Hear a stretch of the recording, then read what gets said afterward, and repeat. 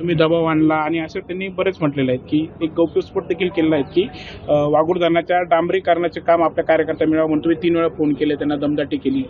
कोणी तुम्ही असं विजय पांढरे मला वाटतं असेल तर त्यांनी भूमिका आपल्याला दाखवावं त्या ठिकाणी. मी कोणत्याही याच्यामध्ये हस्तक्षेप कधीही केलेला नाही. नियमाच्या बाहेर मी कधी काम केलं नाही. आणि या कामांच्या संदर्भामध्ये सार्वजनिक मला वाटतं अँटी करप्शनची ओपन इन्क्वायरी झालेली आहे.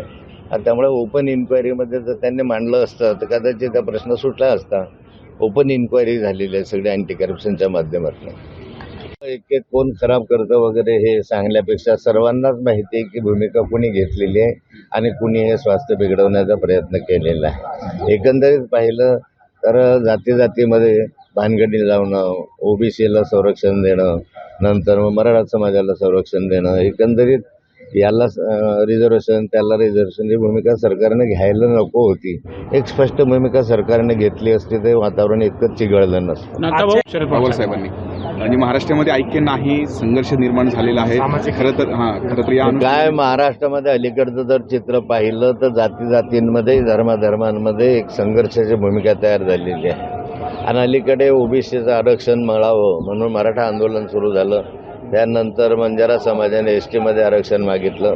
कोळी समाजाने महादेव कोळी वगैरे एस टीचं आरक्षण मागितलं. लिंगायत समाजाने आम्हाला वेगळा धर्म द्यावा म्हणून अशा स्वरूपाचं भूमिका मांडली.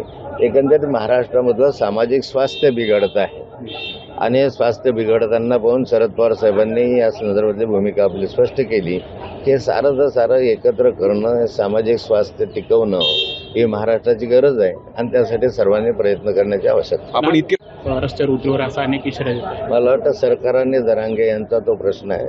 सरकारने आणि जरांगेंनी बसून तो सोडवावा.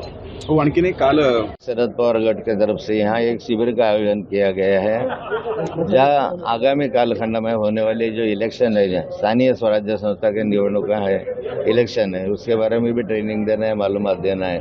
वैसा तो शरद पवार गुट की तरफ से ये प्रशिक्षण शिविर पहली बार हो रहा है ऐसा नहीं है.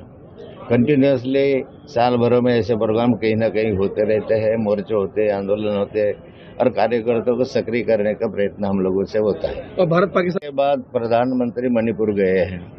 मणिपुर जल रहा था, आत्महत्याएं हो रही थी, मणिपुर में बलात्कार हो रहे थे.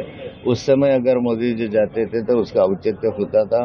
अभी शांति होने के बाद जा रहे हैं मोदी जी. चलो अच्छा बात है कि 2.5 साल के बाद कभी उनको याद आया मणिपुर. शरद पवार गट आक्रमक होतोय असं दिसतंय. नाही, आगामी निवडणुका लक्षात घेता तर सारे कार्यक्रम आता सुरूच झालेले आहे. पण शरद पवार गट हा आत्ताच सक्रिय झाला असं नाही. तर याबाबत सातत्यानं कुठे ना कुठे आंदोलनाची भूमिका, मोर्चे, शिबिरं याची भूमिका सातत्यानं राष्ट्रवादी काँग्रेस शरद पवार गटाने घेतलेली आहे.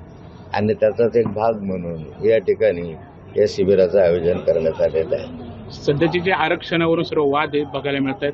आपली नक्की भूमिका काय मराठा ओबीसी आरक्षणाबाबत? बंजारा देखील वारंवार आम्ही ती भूमिका स्पष्ट केलेली आहे की ओबीसी आरक्षणाला धक्का न लावता या ठिकाणी आरक्षण देण्याला कोणतीही हरकत नाही.